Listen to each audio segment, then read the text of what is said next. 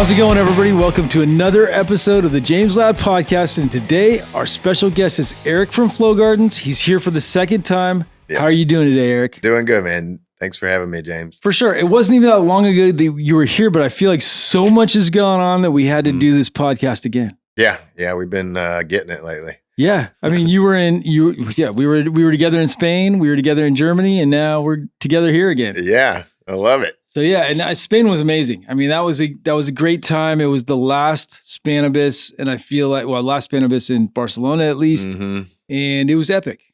Good it times. Was. Yeah, it's a shame. I really like that spot. Anxious to see next year where they have it. I'm not. No, I'm not really. I mean, heard they don't have like cannabis clubs there. Yeah, I think they're going to do a week without the event, but they're going to try to do a week of Spanibus events at all the different clubs, and they can do it. I mean, sure. But it won't be Spanibus as we remember it. Exactly. And that's okay. Yeah. Everything evolves. Everything changes. We got Mary Jane Berlin. I really am excited about that. We had a good time this year riding around on scooters. That place was awesome. Till 5 a.m. most mornings. Yeah. Good stuff. It's great. So yeah, and then we're doing some cool stuff together. We just literally released the drop on your site with the collaboration drop. I think that's pretty cool. Yeah. Yeah, we did a soft release with those 2-gram hand rolls. Yeah. We're really excited about, and there's something about those things. Yeah, there's something about that perfect balance, like the hand roll and then the consistency, the way they burn. It's a luxury item. Yeah, it's not an everyday item for most people. Although that's what I try to smoke every day myself. Me too. Yeah, yeah. It's like once you get into it, it's like this is all I want to smoke because it's the right terps. Even if I have to put it out and go back to it, I don't mind. I like the airflow.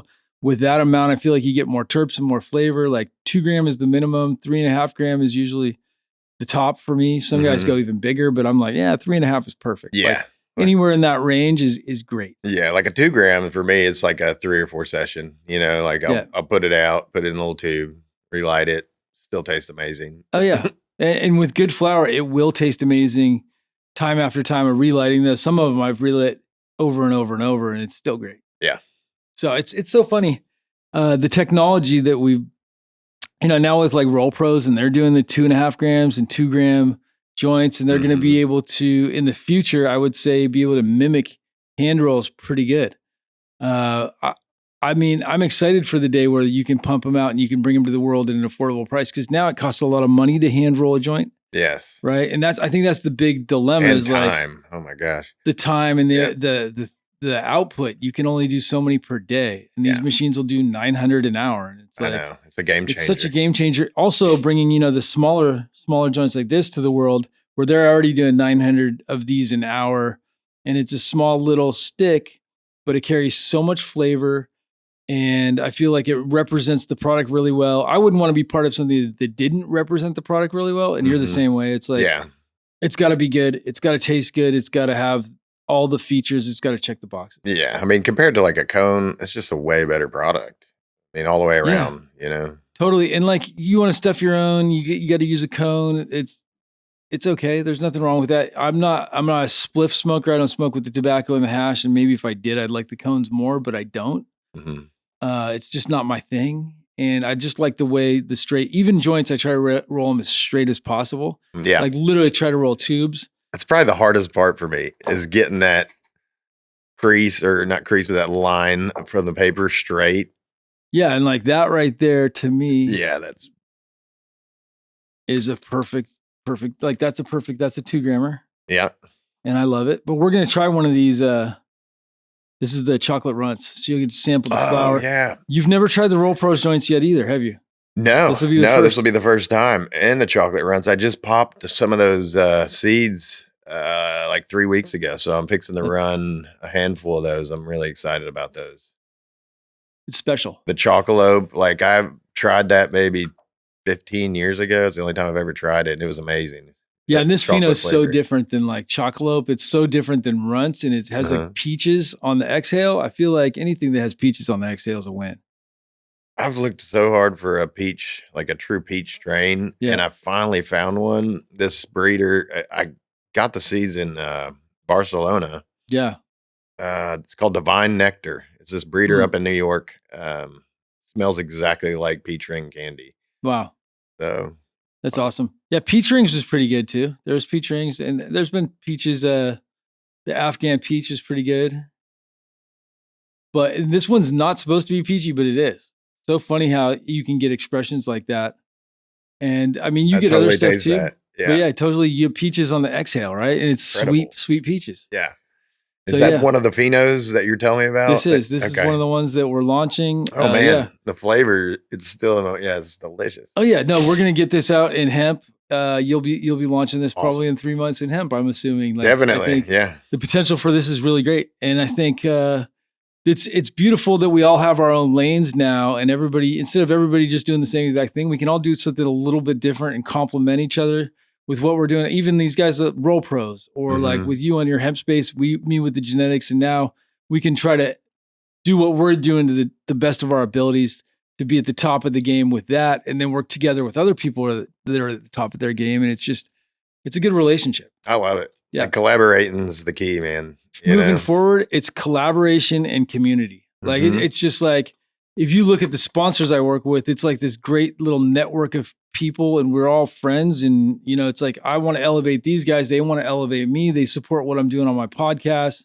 and it's just a lot of fun. It's a You know what I beautiful mean? thing. Yeah. You know? When I see, as money gets tighter, you really have to collaborate and work with other people that are like-minded, so they can, give your brand awareness to other people and their Mhm. customers. Now, not only are you working with your customers and your client base, but now you have their client base and customers. Right. And then that goes, tenfold if you have 10 sponsors. And it's just really, awareness is the key. And then when other people are like, why, like Hygrozyme, for example, or United, and they're like, oh well, James Loud, he uses Hygrozyme or United, so maybe he's okay. Mhm. Right? Or it's that beautiful thing with attachment and community, and like building this up as a community. It feels really old school to me in a lot of ways, even though we're so far away from the community origins of this industry. Yeah. Like the old saying goes, it takes a village, you know? It does. Especially in this industry. Yeah, 'Cause and you got the there's really room for everybody who's willing to work hard and create a good product. Really, I feel exactly. that, deep down in my soul, I know that, like, if you really want to make it in this industry, you can make it. It's not going to be easy. It was a lot easier before. Yeah. But there is a future here, and there is a bright future. I think it's exciting, especially from the genetics perspective, because I see you working with these badass hemp genetics, Mhm. right? If we're looking at some of these CBD varieties that you're growing, like the grapefruit is really amazing. Brought some of that for you. Oh, dude, I love it. I mean, that's the thing with the CBD flower, it's doesn't really get you high, right? So the way I've always looked, I'm just searching for the ones that taste the best, Right. And they I'm- have the potential to taste just as good, if not better, than Yes. THC varieties. That's what people don't understand. They think, Yeah. hemp. It's like, most people, their experience with hemp is it's like the fucking ground up bullshit, probably pesticide sprayed, that they're buying from the Yeah. dispensary. There's not a ton of good hemp brands, although there are some good CBD brands out there in California. There's a Mhm. handful of them. I'm sure all around the US there's good CBD, but it's few and far between. Most of it is like the boof that's coming off the fields. That's the biomass that they're grinding up and putting in a joint. Exactly. I mean, and shout out to Thomas at High Alpine Genetics. He does it better than almost anybody. Yeah. I sent you that Swizzlers strain. Right. I actually brought you some of the flour, and it legit, it's so like a good. high chew candy Yeah. or a Twizzler. I mean, it's that It's good. super candy. Yeah, it's Yeah. super candy. And Yeah. the way these flavors are in the CBD flower, the way I look at it is like, say you go to the dispensary and you buy this high THC and it's too much. Well, Right. you could have this beautiful type 3 CBD flower that would complement it. Yep. And add flavor and kind of take it down a notch to like a type 2. Totally. So. Yeah, I think, that's the future, right? Is like, we can blend so. these things together too, like for people. But if you want to do it on your own, you can do it on your own by, like, I think the education isn't there. It's not just out there for anybody. You gotta search for it. Mhm. But like the type 2 is kind of the best of both worlds in a lot of ways for most people. I totally agree with that. Yeah. Like, it's my favorite flower because it's something you can smoke during the day, in the morning. It's not going to get you cloudy headed. You're not going to get paranoid. You're not going to be walking in circles. Like, what was I doing? What was I doing? It's really clear headed. Exactly. And I think long flowering varieties, to top that, I believe the long flowering varieties, there's a huge future in long flowering varieties. I've been pushing that agenda for the last little bit, but I really like long flowering varieties and going back to breeding some long flowering varieties. And, I'm not a cultivator, so I can't, I'm not a cultivator, so I can grow long flowering varieties and I can Right. breed with them and I can. It's tough. It's a To tough do that in sell. production, it's like, Dude, yeah, it's a tough sell to get a guy who has like everything on 8 or 9 weeks to go, yeah, you need to grow 14 weeks. yeah. They're like, well, I lose 2 harvests a year. Yeah, seriously. And it's like, Well, and if you have a perpetual room that's like going 12-12 all the time, yeah, you could put some in the back, right? Like that's totally possible. Most people don't have that. Yeah.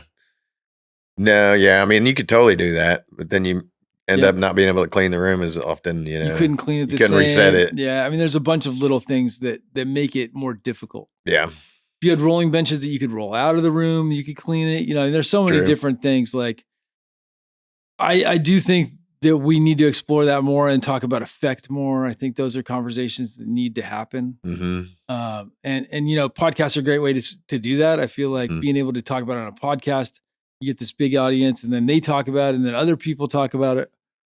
I mean, at the end of the day, yeah, that's the last check on the box that I'm looking for. Like it could hit everything, the taste, the flavor. Yeah. But if I smoke it and it's just gives me a panic attack or just the buzz, it's just, man, Well, some people love panic attacks. I know. It seems they love like that effect. Most people, it doesn't give them panic attacks. It's like the guys that take huge dabs.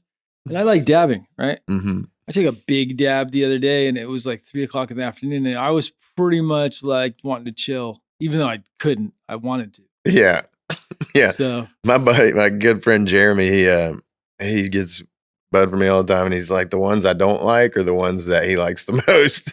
Yeah, because I mean, a lot of people do. They love that heavy hitting strain, and I'm more of like I said, a type 2 person, like a lightweight. When some people love strong sativas, like if we talk about the effect of like the long flowering varieties of terpenylene, limonene, these heavy hitters that are heavy in that way, and then it's the opposite of the guys that like the freaking strong sedative indica, or it's tough to say indica, but like some of these ones that are like the modern day gassy stuff, some of the stuff that really hits you hard, that narcotic type stuff, which is very much the opposite of the stuff that's like the long flowering where it's like awake and just clear headed. Some of those can have like the heart palpitations on those where they make you sweat. Yeah.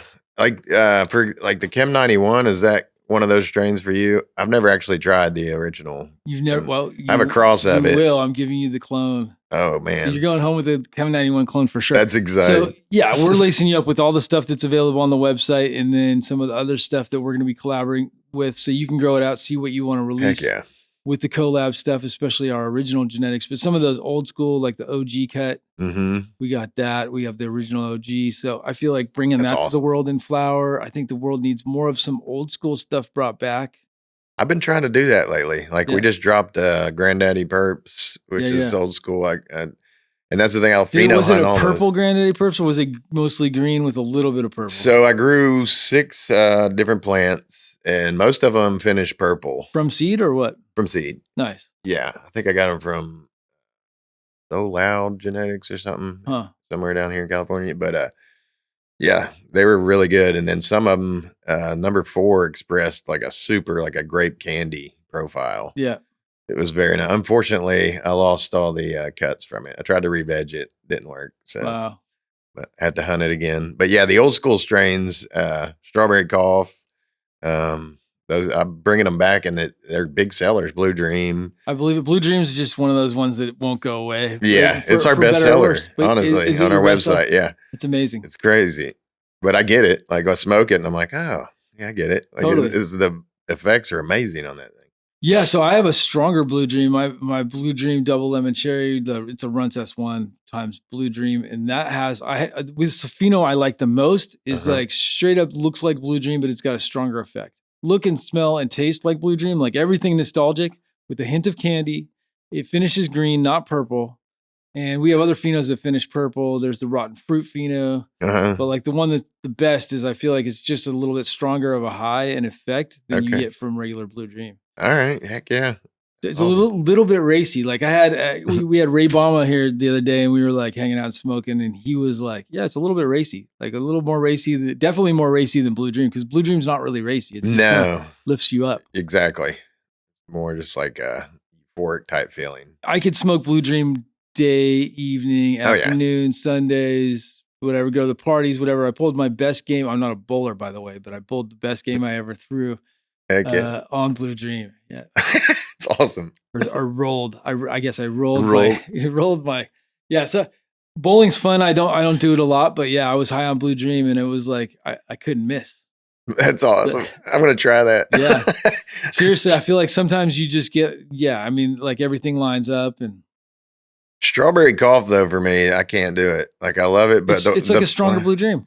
Yeah, it's, right? It's straight strong. panic attack for me. It is. So that's more on the racy side of Blue Dream, but I feel like it's like similar kind of high, but it's where it gets racy. Yes. And that's what I don't like because I'm like, oh, I'm having a heart attack. The problem with that, and a lot of genetics are that they taste so good that I want to keep smoking them. So exactly. Even though I know you're 100%. You're going down that road, I want to keep smoking it. And then you're like, and then you regret it. Maybe one less hit would have been probably more ideal. Yeah.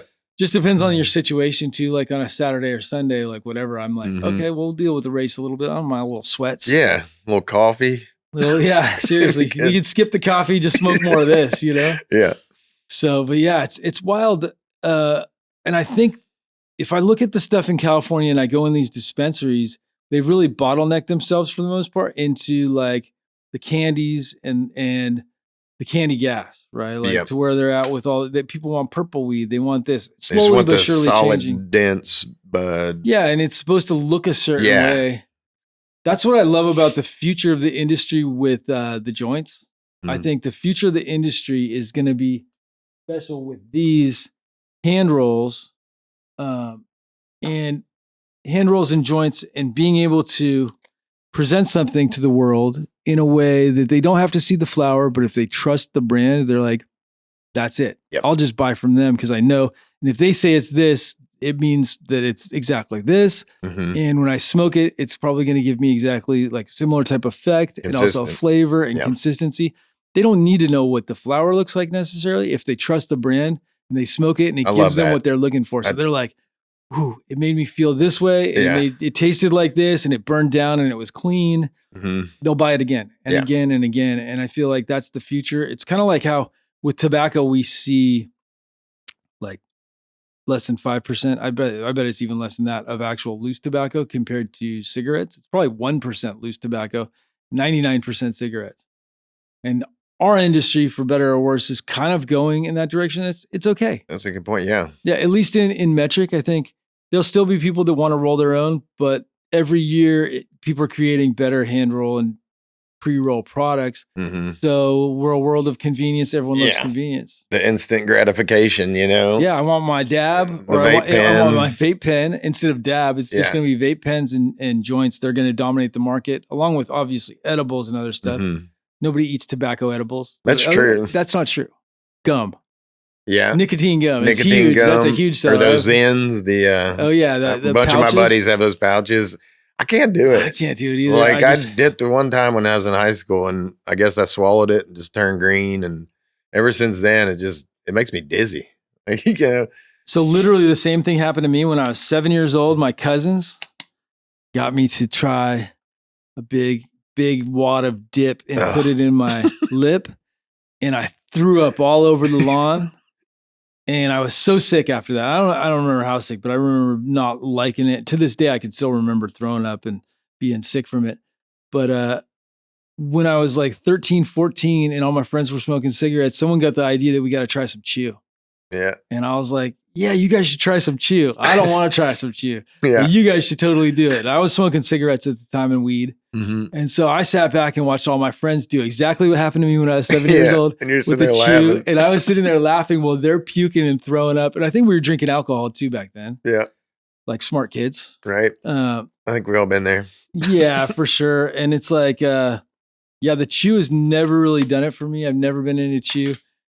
The nicotine gum, I understand that for concentration. I don't smoke cigarettes at all. I don't smoke tobacco really, but nicotine gum or nicotine patches kind of, I like that style a little better. I think definitely there's definitely science backing that it's good for your memory, for motivation, for all kinds of stuff. But as far as like, the cigarettes and the nicotine and the cancer and all that not so much. It doesn't excite me at all. No, not when we have this plant that like makes the world a better place and actually can heal us.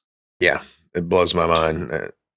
People's like my state, for example, Tennessee is still legal. I mean, they're changing the laws now to where next year, excuse me, in January, basically they're making flower illegal because the ABC, the alcohol board, is taking control, and you can have a drink like a THC drink that's 24 ounces with up to 250 milligrams of THC. But you can't have flower over 0.3% THC total. It's unbelievable. That's crazy. And edibles. So yeah, it forced us to move locations to a different state. Which you were kind of already planning a little bit, right? Like, yeah, like I saw it coming, but I didn't know it would actually happen. Like we tried to fight it, and we're still trying to fight it, but at the end of the day, it's unreal that this beautiful plant is still legal, but they're promoting alcohol and everything. But yeah, I mean, alcohol and tobacco are much worse, I think, for your body. And like, as far as like, yeah, there may be side effects from smoking too that they're like learning about, but I think overall it's a healthier plant. Yeah. Yeah, I mean, I don't wake up coughing the next day, you know. Depending on what I smoked, but yeah. Exactly. Seriously. But speaking, I mean, I think this is the future. Like people want that. They don't want to sit, they can't roll joints, you know, and bowls get dirty. Like if you can give them something that they can stand behind, that they know it's going to be buds and not, you know, shake going in there. Right. It's just a game changer. Well, and I think most people don't roll really amazing joints. So if you can roll an amazing joint, give it to a person at a reasonable price. Yeah. Where it's like they can afford to smoke it every day or whatever, like whatever they choose to do. Some people in the evening, some people on the weekends. But where it's like easier for them to just buy it and get the same quality or better, they're going to be all in. Yeah. I think it's a no-brainer, you know, and that's why I'm excited about that Roll Pros machine, because these things at my best day, I can do maybe 8 to 10 an hour, and that thing's going to do up to 900 or so. Seriously. And then we can actually make it more affordable and get it out to the people and make a and that's the beauty of it. You can make it more affordable, right? Like so that the people can enjoy the stuff that we get to enjoy every day. I mean, we're blessed to be able to enjoy this stuff, but you know, it's pretty amazing. I know. But I mean, yeah, the fact I have to hand roll these suckers, I'm having to charge. I think we put them on there for $25. Which still, I mean, that's 2 grams, it's a little not bit too more bad. than that. For $25 is very reasonable. And it's literally like just the best buds, period. And the ones I do roll, if it doesn't have flavor, like it could be awesome, smell great, but if it doesn't have the flavor when you smoke it, then it's not going on the website. Well, and the beauty of what they're doing over with Roll Pros is you can QC each one of the joints coming, not each one, but like you can, if you wanted to, you could, but they have a meter that measures airflow. So you can actually figure out what the airflow is perfect for that joint. And then you can build SOPs around it. So you do get a more consistent. Oh, he showed me that where you just hook it up. It's like an air compressor and it shows you like how much it's sucking. Like literally. I didn't even know they made something like that. That's no, genius. He invented it. Kyle he did? Kyle is an inventor. You can tell, like talking to him, super cool dude. And he was, I was like, how did you do it? And he apparently that's all he's done in his past is.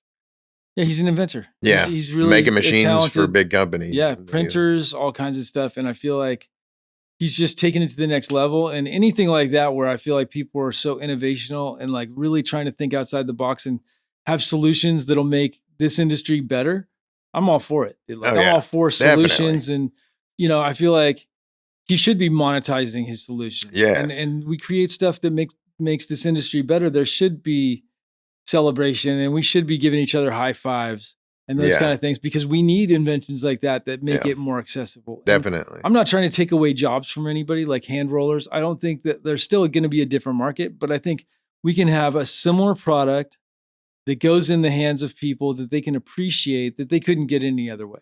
Yeah. Like a small batch product. Yeah. Some of these professional hand rollers charge $10 a joint. Yeah. Yeah. Crazy. I'm paying my guy $5 right now. Yeah. We pay $3. And it's worth $3. It's worth every penny. Yeah. He's really good. He's the one that flew out here and learned how to roll he's them. Awesome. Yeah. Yeah. And $5 for each one is, I mean, that's a lot of money if you think about like if you weren't going direct to retail and you had someone else, then you wouldn't be able to afford $5. Yeah. Like it's just so tough to really be able to do it right to where it's a product that's affordable for the end user. I don't think people realize how many hand stuff goes through sometimes before it gets to them. And that's what's that term called? Because I asked you on the phone. Which one? Every time somebody touches touch point. Yeah. So we got touch points. Every touch point with packaging, it costs more money. So like if you put a Pokemon card in your package, right? Mm-hmm. And then you have cellophane that goes around it. Just think 10 cents each touch point, right? And then it goes in a box, and then that box has to get plastic wrapped. And then it goes in each step all the way down 10 cents a touch point till it goes out to the next person. Yep. Right. And so that can add up. And then obviously when it goes to the distributor, they mark it up a little bit. They have to make money. Mm-hmm. And then like in California, you get taxed at every point. Yeah. Pretty wild. Yeah. You know, but Makes it we real tough. basically are just genetics. So I'm like, I'm lucky I can be in my lane and I can work with cultivation partners in California. I can work with you in Tennessee. We can work with our friends in Thailand to get products out to Australia and Germany. That's next. Awesome. And then having something consistent like the Roll Pros machine where we can have it in all these different places around the world, we can bring these brands along, and then everybody that's part of the community of brands Mm-hmm. can basically get a product that's represented, representing themselves. We can have their products out there where it's a consistent product. Right. Right. And I feel like that's the real magic is when, I hate to bring McDonald's in as like a reference, but if you look at their fries, you go anywhere in the world and their fries are very consistent. Mm-hmm. And I would love to have pre-rolls that are as consistent as McDonald's fries for the world to experience how I get to experience it. Basically, that QC gets done to where like they're like, oh, this is what James Loud's weed tastes like. Yeah. You know what I mean? That's 100%. exciting for me is I like, know. oh, some dude in Australia who's getting it medicinally from his medical dispensary, or whether it's Germany or wherever it is, whether it's medical, recreational, they get to Mhm. experience. They're like, oh, this is what this is what James's flower tastes like, or his breeding. This is a good representation. And then they can come back to the United States and they can get that same flower and that same And it's tough to do, man, but it's definitely doable. Right. We're dealing with plants and all that. Well, and it's tough because different places and different climates, if they're doing it outdoors, preferably indoors, if we can try to keep the consistency to indoor with the genetics. If you're using the same light spectrum, because that can change it. All these things can change it. Let's talk about that. Because, I have 2 facilities 4 miles apart, same everything, different growers, same genetics, and the plants, they look different. The bud size is different. Yeah. Like, what is the... So if you think of phenotype, right? If we look at phenotype can be influenced by environment or nutrition. And then obviously like temperature falls under environment. So we can look at environmental variables, temperature, light spectrum. You're getting a different light spectrum from 2 different lights, right? No, they're same light. They're the same exact light. Yeah, that's what I'm saying. From 2 different places. So there's obviously micro variables. I think that are affecting it. Yeah. Are the clones off the same moms? Or are they off no, because they have their own mother room over there. So it's definitely same genetic, 2 different so moms. Try running some of them with the same clones from the same, and then see how that's a great there's all kinds of, I would experiment by running the clones from one of the mother rooms in both of the places to see if it's the mothers maybe. But it could be there's all kinds of stuff. Are you using the same? So it could be the hormones that you're rooting with. It could be we're using all that the same, but that's a good point. It could be a healthier mother maybe is coming into play. It could be a number of variables until you look at it. Yeah. Yeah. If it's the same nutrients and the same cloning gel or cloning whatever, same you're rooting SOPs, hormones, same exact SOPs. Yeah. So it could be different moms. I mean, it could be a whole bunch of little things like you said. Yeah. Yeah. Probably. You look at your daytime and nighttime temps and your humidity and really like dial that in. If that's exactly the same, which I doubt it's exactly the same, but it's probably similar. So I've got a weird theory that when people are like certain growers, like if you bring negative energy in the room, the plants feel that and they don't grow as well. Because I've seen it. I mean, I'm running all these rooms all the time, and then when you are positive, I swear there's like a human element to it. I agree 100%. I mean, my aunt and uncle used to grow right next to each other. And the 2 houses that were right next to each other, and the flower would come out different. And they used the same. It was just a little small grow, though, right? But still, same genetics, same cuts, everything. The clones were all taken from the same place, and the weed would still come out different. Like literally, the expression would be slightly different. And my aunt's, I'm not going to say hers was better, but it was every time. It's that female element too. There's something about having that female element. That's a good call. Yeah, because my sister runs the other grow. So Susan, she's... The better stuff is grown by your sister.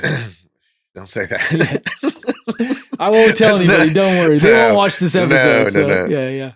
No, they're... Yeah, I don't know. I just think it's cool. Those little elements that pop out after you do it time and time again. Right. What do you think of this flower? Uh, I've, I've already forgot. Yeah, yeah. It's some good stuff. Very smooth. That's the Soil Z. Oh, this one's very potent too. Yeah, this one actually didn't come out as potent. I was a little Okay. It's okay. It's stronger than some of the other Z, but yeah, we've had batches. Like the batches in December were like super they were unexpectedly super strong, and Skittles usually isn't as That's got strong. incredible flavor. Yeah, it's got It drier almost has like sheets. a sour on the back end. Yeah, like it's definitely got some like citrus for sure, or Yeah, something like that. And then it's very got the tasty. candy and then drier sheets. It's like coats your mouth. Like, yeah, you can't go wrong. Is Rain Shadow runs at genetic? Is that have Skittles? Is it It Gelato does. 41 and Yep. Skittles? Uh-huh. Yeah, dude, that's that. Uh, We released that in those hand rolls. I'm telling you, that's it's one of the so best good, huh? flowers. Yeah. It's one that you can just sit there all day smelling. It's I like love a that. candy cream Yeah, it's candy cream musk a lot of times, like a goodness. little bit Yeah, of and the that buds are just gorgeous. yeah. Like it's one of the prettiest plants in the structure. Like seriously, no joke. It's one of those. It's like grows like a manure. It's just It's so amazing because Skittles has the worst structure. Like literally Z ugh. structure is like the pain in the ass. Yeah, it's a beautiful plant. Yeah, Z is a hard thing to grow. It looks ugly, like doesn't look good in the bag. Most people like the brokers look at it and they're like, eh, but unless they know, right? Because it has those Is it nested smaller bracts. buds? I don't think I've ever It's seen it. not always smaller buds, but it's rounded buds. It has nested bracts. It doesn't have shape to it. So like if you trim it, I it's got not you. like you can make it shape. Yeah, you can trim all the leaves off and you get something good. There's leaf left in there, and Mm-hmm. it's just part of the way it's the blessing and the curse of the genetic. Yeah. It's still one of the most important things to happen in the last like 15 years. I would say is Skittles. Hmm. Yeah. So it's really pushed candy. It could push this whole candy train got pushed by Skittles and gelato. So Is Skittles and Runts, that's not the same thing? no, I Okay. think Runts is supposed to have Skittles in it. It's supposed to be like Skittles Gelato Okay. 33. Okay. But regardless, yeah, I mean in the Runts, yeah, that pushed candy forward. Like without Runts, like candy and Runts go hand in hand. Those Gotcha. the Runts guys, dude, they killed it. They killed it on that. And with the Z, literally gelato, Skittles, and Runts really pushed that whole candy agenda forward. Grape lava cake. That's another one that I'm going to put in these. We grew I can't wait to try like 8 or that. 10. I wish I would have brought some, but it's Yeah. awesome. It's Yeah. got the keeper has a really nice grape flavor, Nice. not overpowering, and like a creamy finish to it. Yeah, there's some good ones. That lava cake from Canorado is fire. Canorado's done some good stuff over the years. I'm a big fan. Canorado. I've grown some of their strains in the past. Yeah. Yeah, definitely a great genetic company. For sure. Speaking of genetics, I Yeah. was going to talk to you about that. Selling cuts on my site. Yeah. The tissue culture, being that they're from tissue culture, I think would make a huge, that's a huge selling point. Yeah. Because it's clean. Right. You don't have to wear out the viruses and all that. Yeah, I was thinking about maybe selling those if you were up to it, and then Yeah. send you, like I've already sent you some of my type 3s, but send you some type 2s and 3s. Totally. And then we can just sell them on the website, ship them Yeah. all over the country. I'm down. I'm super. Yeah, it's so funny because I was going to talk to you about that this weekend, how we can move forward together doing clones, because I think that's I the would move. love to offer some of your stuff online, and then we're going to be selling stuff online too. Like obviously we have clone sales that have done really well, and it's only going to get better. We had to take them off our site and put them on Loud Clones for a minute. Now we have a link back on our website to clones, so people will be able to find them again. But we're doing really well. In fact, I'm banking on online clone sales being our big thing over the next year. That's where I think most of our bread and butter is going to come from, with new releases and new genetics and being able to offer new stuff. And some of the other breeder stuff that we're doing some royalty deals on and stuff like that too. But yeah, I'm excited about clones in the future. I feel like that's another one where people don't have to pheno-hunt. Yeah, everyone wants you're instant already saving yourself gratification. 6 months or something, maybe Or even a up to a year. Yeah, Yeah, like exactly. literally, I feel like for us, it's up You to got a to year run with it like two. You learn you got to run it more than once, twice, 3 times. a lady. A lady. Yeah, literally. But yeah, it's so funny with clones. I feel like that's the other. Yeah, I mean, like really, it's instant gratification because now we've done all the work for you. It should be more expensive than a seed pack. Yeah, Some of these guys are definitely. hating on it. They're like, It's a lot of work. Well, and it's like other people can buy your clone and then they can mom it out and sell the clones. That's the problem with it. So that's why you got to charge the right amount for it. That too, but by the time they do all that, we're already on to the next thing. That's kind of the way I'm looking at it. Like, steal it if you want to, but we're already working on something else that's even better. Totally. So, but I would love to do that if you're down. Yeah.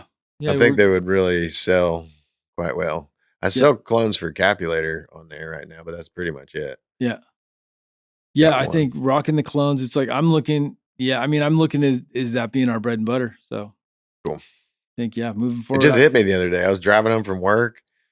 Like, it makes so much sense. Like we can literally, it's like we have one clone on our website for CBD. That's it. That's the only one we're offering right now. But I would love to have a variety of stuff, especially some of these better flavor varieties.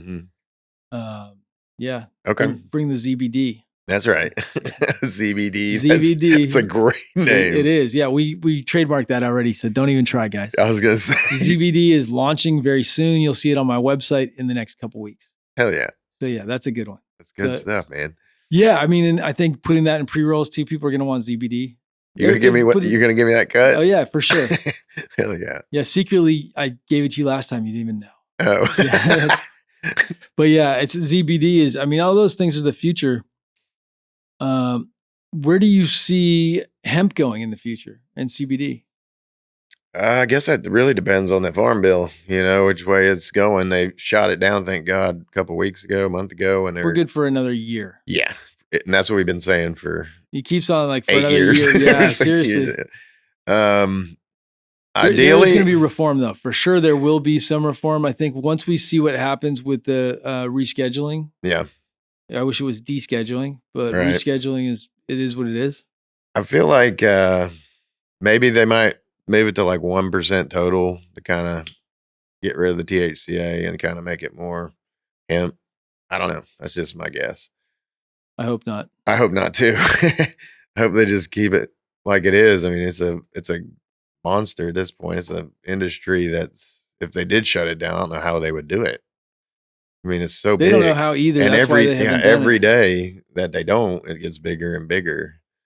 So I don't know. I've thought for a long time that this might be the road to the end of prohibition through the hemp industry.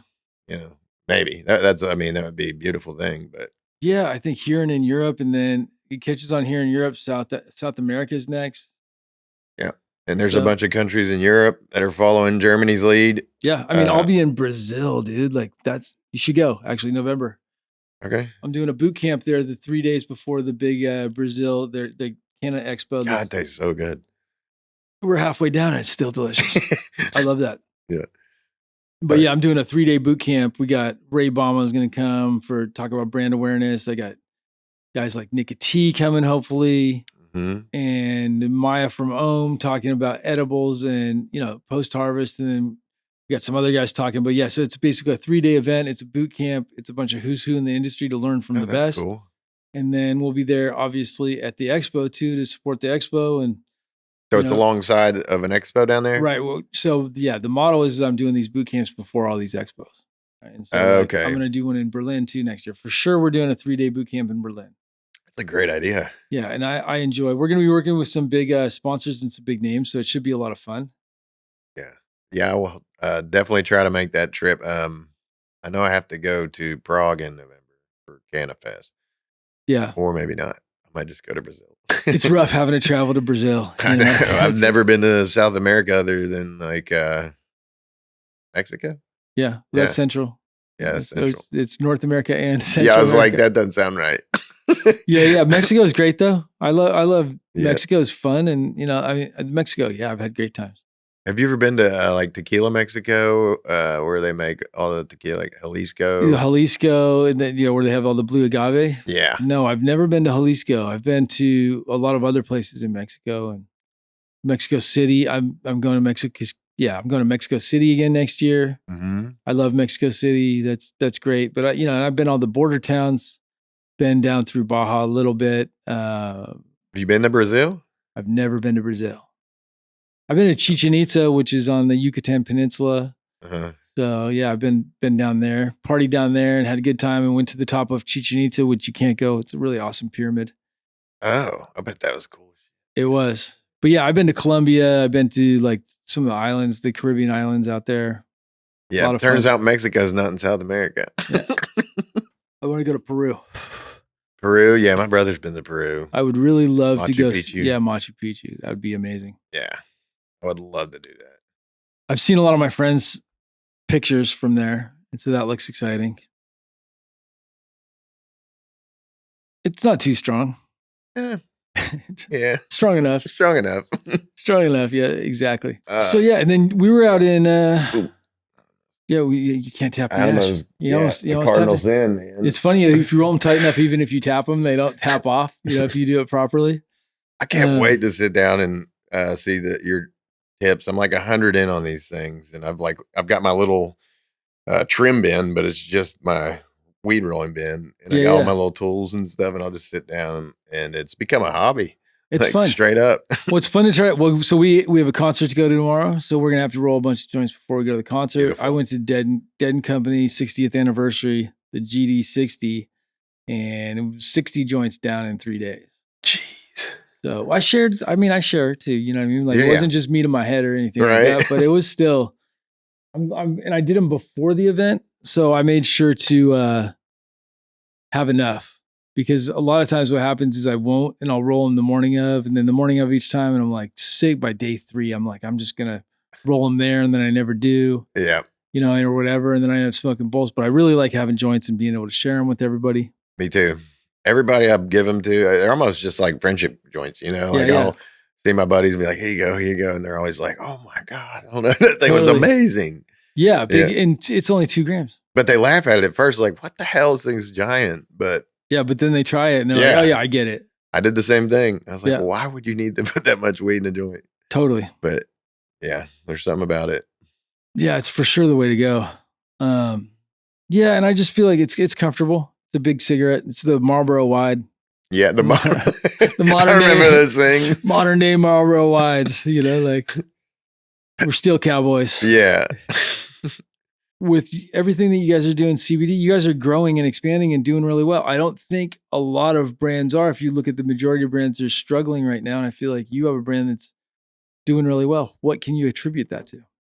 Our team just works our ass off, man. Right place, right time, plus having a good team. Timing, dedication, passion, you know, everybody, our team, you know, they all see the vision and they're all working towards it. And it took a while. I mean, we're almost 6 years in now.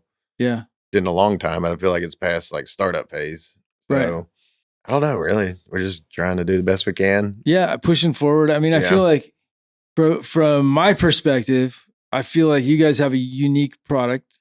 You have quality in mind, and you're working with really good genetics. And I feel like those things, plus you guys have built up over time, organically grown over time, and built your brand up. And I think another thing is we're not afraid to push the button. You know, like we kind of pushed this whole THCA back in 2021 by doing type 2s, and they were just. We do a 420 drop on Friday. That was our thing. Yeah. And you could look at Shopify on the live view and there'd be like 450 people on there waiting at like 419. And we'd oversell like crazy. We put less than what we actually had because we would oversell like ounces and ounces. Right. And that's kind of where the THCA market just started from there. Mm-hmm. And now it's just a type 1 monster. Now it's just everything. You know, it's evolved in, about 4 years. Yeah. Yeah, it's pretty amazing how it evolved since 2018, especially because it's really changed since 2018. And from 2017, it was like there was no. I mean, I was growing. I was one of the first to do the CBD indoors because I'm in an illegal state, and I was like, oh, I can finally do this and not have to look, behind my back, and I can do my passion and build it, and that's kind of where it got started, and and then, but at the time, even then, they were like, don't trim all the leaves off. It'll test hot, and then 2018 came and it went to 0.3 Delta 9.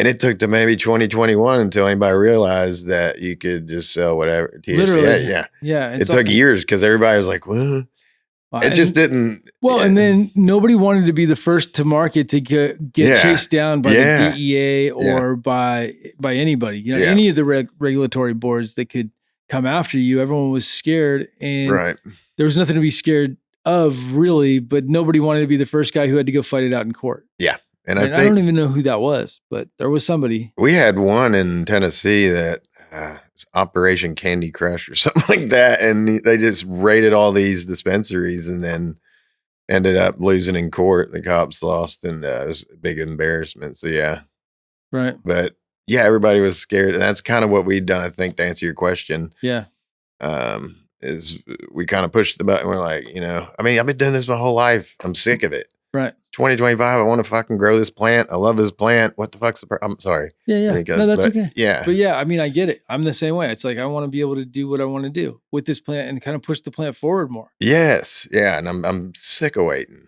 you know? So now I'm forced to kind of just not poke the bear, but it's so funny because we're still federally illegal. And it's like, we can all agree on, I mean, I would say that anybody who does the research and looks at the data is going to realize after looking at the data that this plant is a lot safer and a lot healthier than tobacco or alcohol. And so how can you say that it should be treated any different?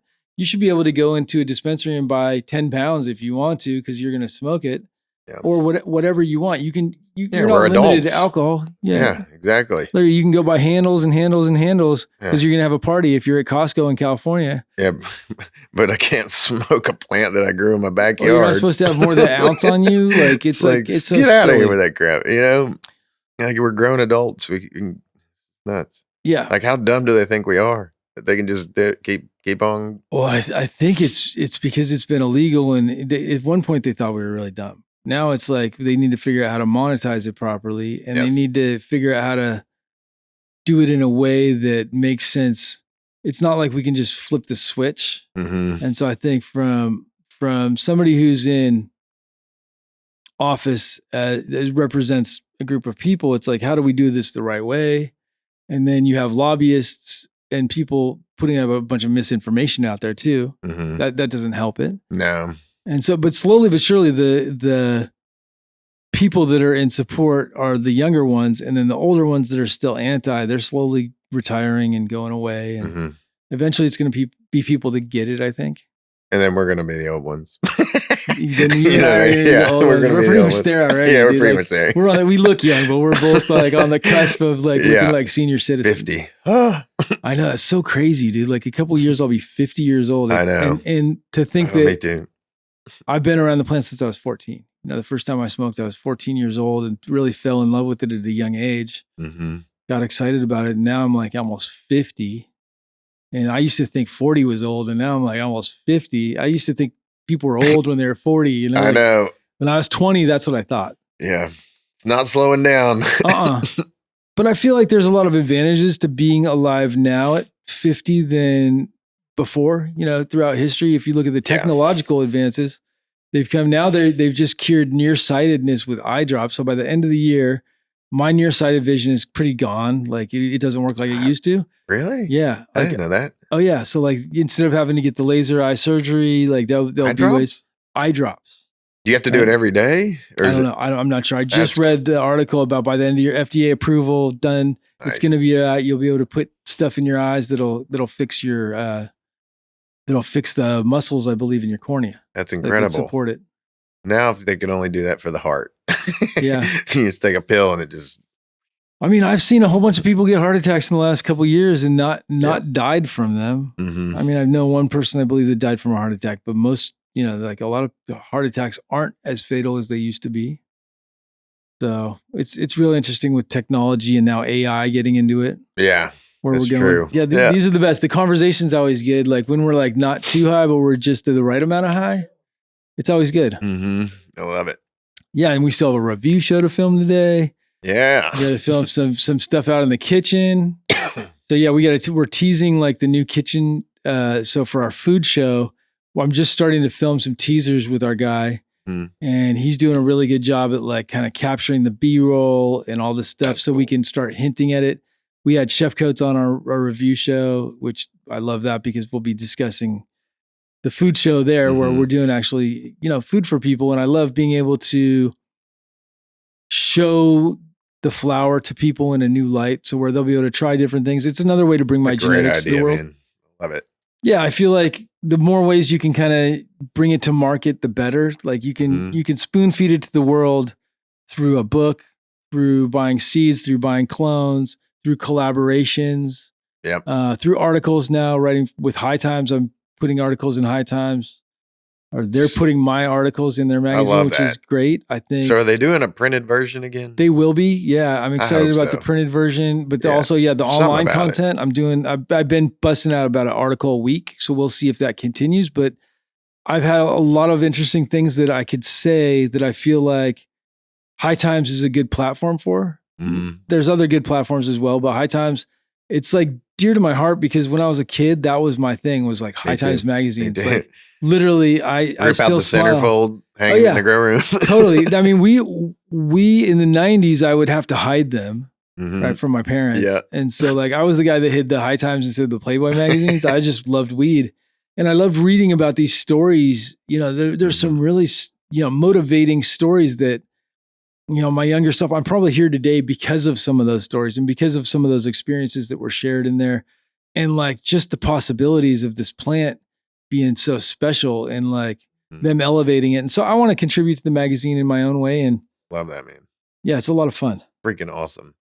I remember back in the 90s, I was reading the High Times and they post the growers picks of the month or whatever. Right. And Breeder Steve, I think that's who it was, but he was doing aquaponics at the time. And I swear it was the frostiest buds for that time period that I've ever seen. And that kind of spurred me into trying aquaponics and all the different methods of growing.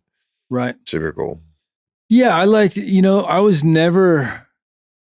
soil back in the day. I was a big soil fan. And then until 2018, I would say, my friends grew in hydro. My buddy did the PVC, like with the holes cut in it. And like, the big 6-inch PVCs. Yeah. Like NFT. NFT. Yeah. Old school.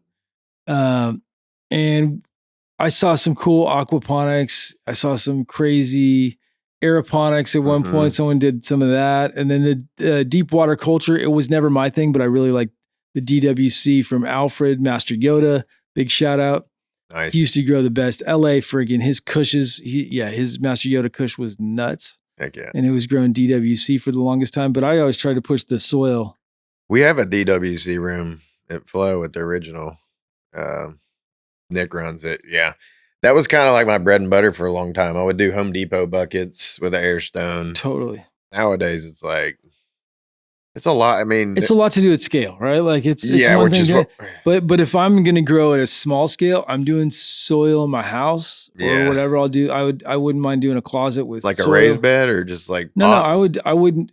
If I had my perfect grow right now for me, it wouldn't be raised bed. I mean, that's cool and all. I think the living soil is great, but I would do soil and I would do synganic mix, and and I would make sure to use probably HPS lights instead of LED lights, just personally with under canopy. And I would make sure to have plenty of dehumidification and, obviously with a small, I wouldn't mind.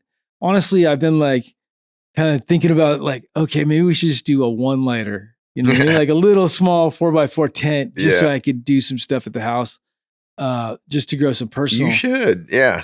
Yeah, I just don't have time. It's like mine is my time thing. Like even doing like outdoor, I used to do 80 plants outdoor in my backyard. I can't do that. I don't have time to hand water or even drip feed those to do it properly.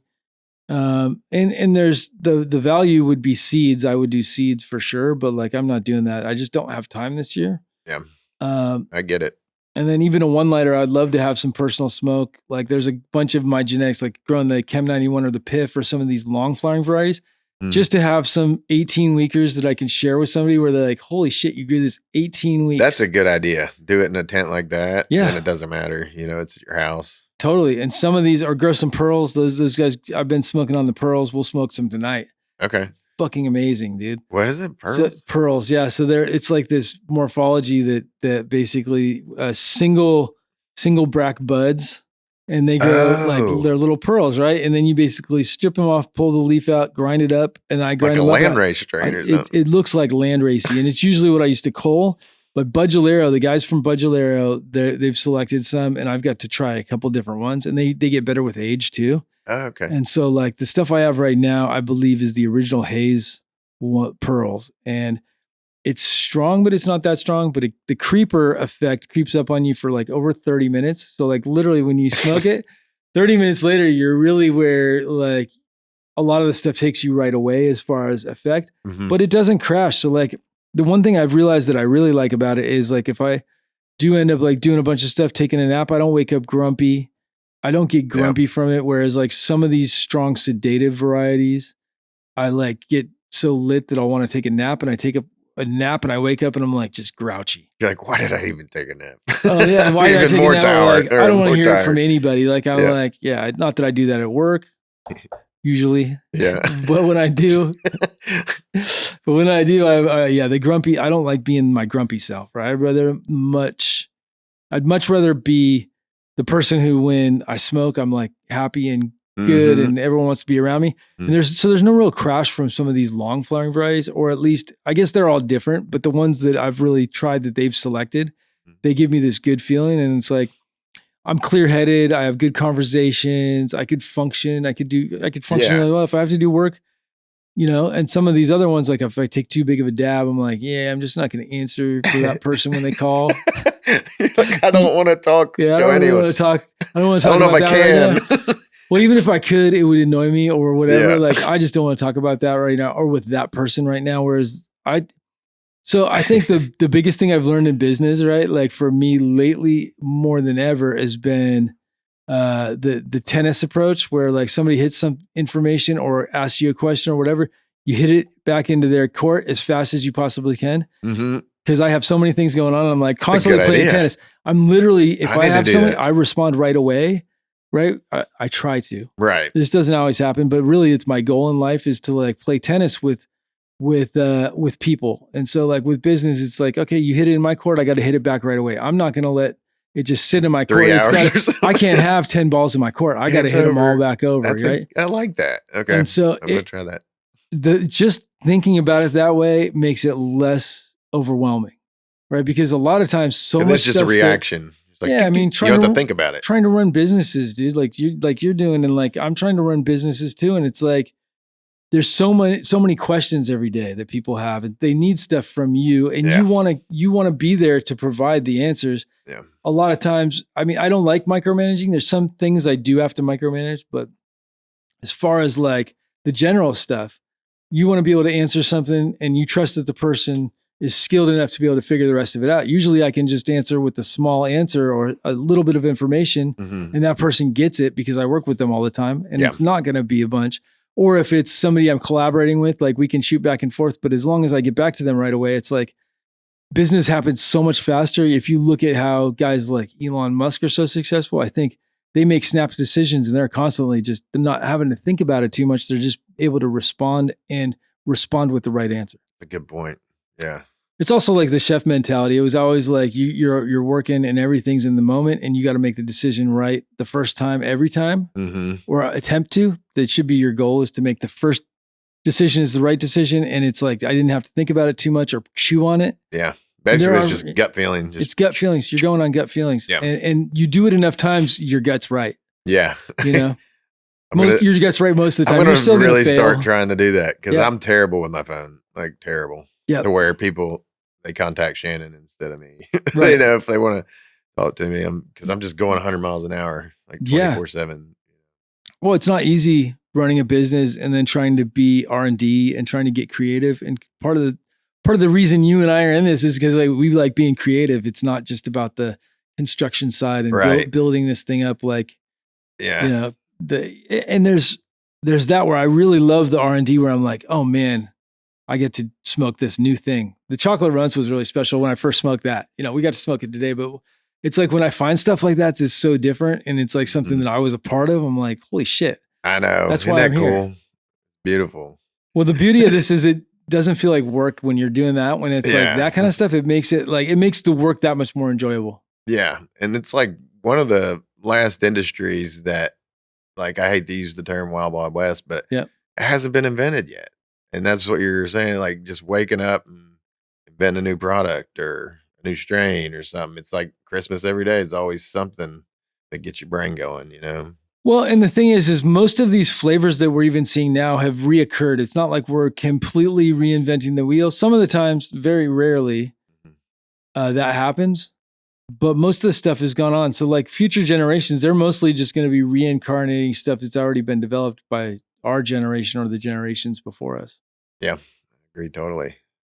It's always fun. It doesn't even feel like a job, you know? Yeah. Wake up excited, ready to see what's coming at us. Totally. You know? Well, and every day is a new day. When you're building, and especially when you're building, it's like there's no work-life balance. Mm-hmm. And there's not supposed to be. If there is, you're doing it wrong. Because I feel like there's no work-life balance. It's always about work.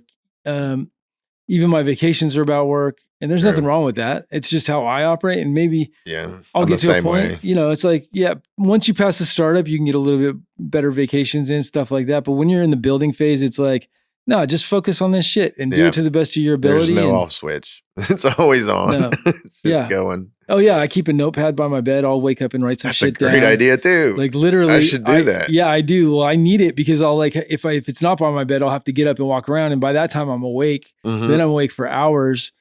And sometimes I think as you get older, sleep is so important, and to be productive, you need a lot of sleep, regardless of what people say. But like, yeah, for me, it's been like since I started getting more sleep, I became more productive and just better at doing the stuff that I needed to do. Mm-hmm.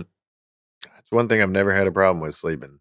Yeah. I can get 8 hours. I can get 10 hours. I have to get 8 hours. It's like I can't function. Man, I've gone down to like 4 or 5 hours a night before. What? Yeah. And no, I'm the opposite. Like 8 hours is the very max, but I'm like happy at 7 right now. And I think I was happy at 6 and I realized that 7 was a little better and I tried 8 and that was too much. So now I'm back at around 7 to 8, but it depends on sometimes I'll hang out. Yeah. If you sleep too long, it's just, you have no energy. Right. You know what I mean?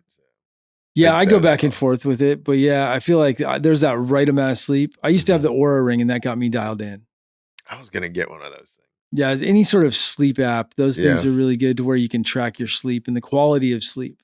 Yeah, that's the key. Yeah. I'm probably getting a lot of sleep, but who knows if it's quality. Right. Probably not deep sleep. Well, if you smoke right before you go to bed, you're not going to get a ton of deep sleep typically. Really? Yeah. Same thing, alcohol wakes you up. Like usually if I drink a bunch of alcohol, that's why I try not to drink or smoke before I go to bed. But like right before. I've been trying to drink a lot more water. Yeah. Period. I used to not be able to drink water at night because it would make me stay up and I'd have to pee a bunch. Oh, yeah. Now my body's used to it, so I can sleep like the whole time and then wake up, and it's funny how that works. I know. Training your bodies. But also eating, dude. Like I don't eat till like 3 o'clock usually these days. Yep. And it was like 12 o'clock. I do my coffee, the Rise coffee in the morning. Yep. Game changer. You tried the Rise now? Oh, I've tried that. It's delicious. The little nitro cans. Is that No. I do Rise mushroom coffee. Oh, no. I haven't tried that. Oh, yeah. Well, you'll try some tomorrow morning. It's the best. Okay. I feel like mushroom coffee. Mushroom coffee. Yeah. So it's mushroom and coffee. Okay. But 6 blends of mushrooms. Nice. I'm plugging them for free on my show because I like it so much. Can't wait to try it. Yeah. It's just a game changer. As you get older, you need that kind of stuff. Yeah. I mean, I drink coffee every morning and I try not to eat till like 1. If people are looking to find out more about Flow Gardens, where can they go? What's the best way? Straight to our website, flowgardens.com. Yep. Yeah, they can order on there. We ship all over the country straight to your door in like 2-3 days. Yeah, it's really cool. Yeah. And then Instagram. Sometimes. I'm like my 5th account. Been wild. It's been the wild, wild west of Instagram. But now I've started paying for the business account thing and I can actually talk to somebody. Yeah. So it got deleted like 3 times over the past 3 months and then I get it back. Yeah. So that's never happened before. So that's good stuff. Now they just need to give you your old names back. I know, because I'm on like 3.0, 4.0. Yeah, totally. Anyway. Yeah, Instagram's wild, man. It's wild. Yeah. But yeah, thank you so much for coming on the show today. Of course. Thanks for having me. We'll do this again in Brazil or Germany or wherever we're at next. Definitely. Looking forward to it. Love it. Thank you to our sponsors. Thank you guys very much for your support. Thank you guys for watching. Please like and subscribe down below.